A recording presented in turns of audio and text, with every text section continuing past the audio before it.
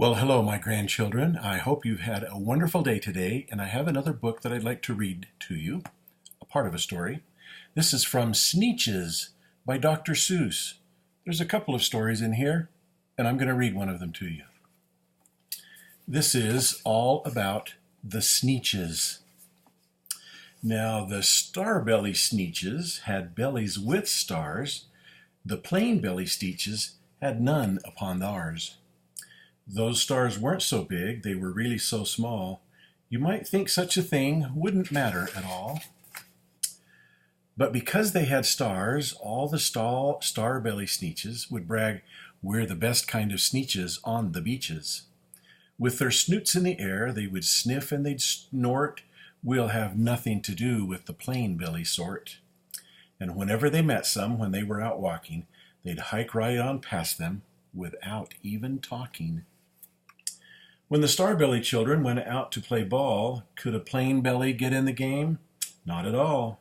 You only could play if your bellies had stars, and the plain belly children had none upon theirs.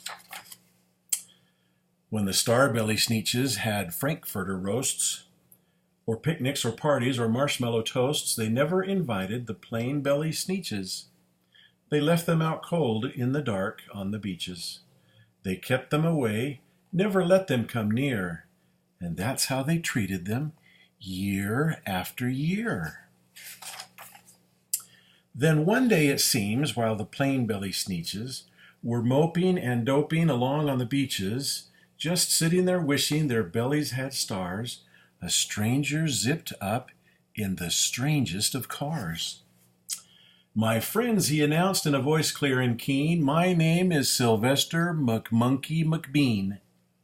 And I've heard of your troubles, and I've heard you're unhappy.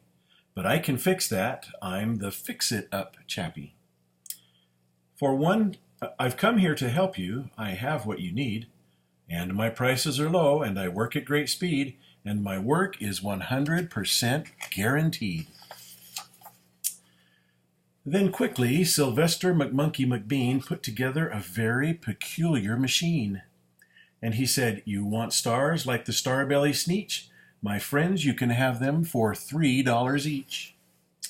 Just pay me your money and hop right aboard."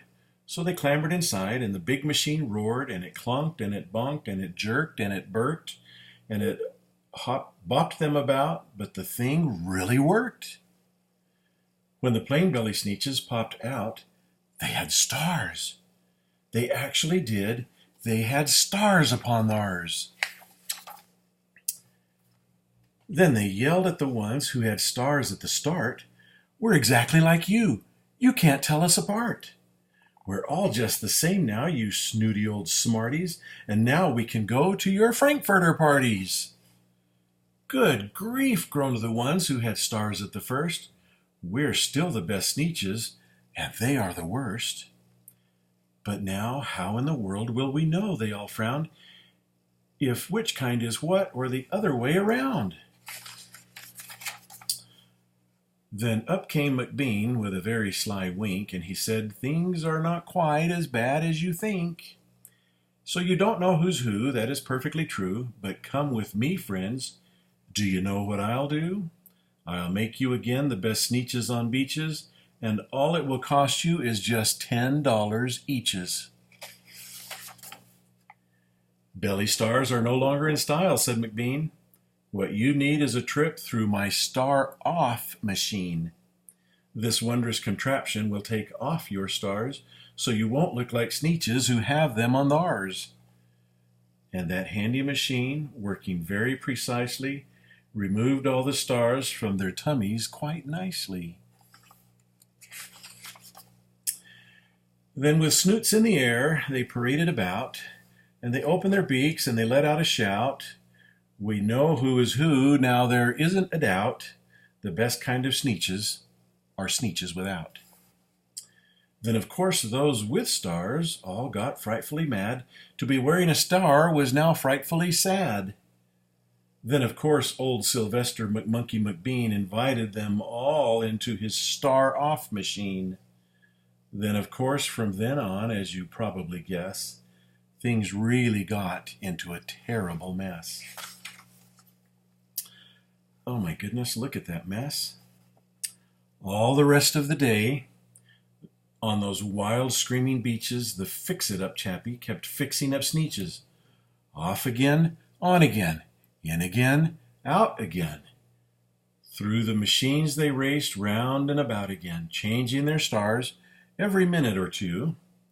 They kept paying money, they kept running through until neither the plane nor the star bellies knew whether this one was that one, or that one was this one, or which one was what one, or what one was who.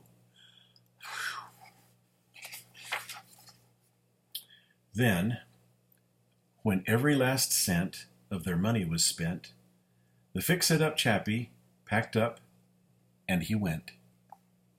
And he laughed as he drove in his car up the beach.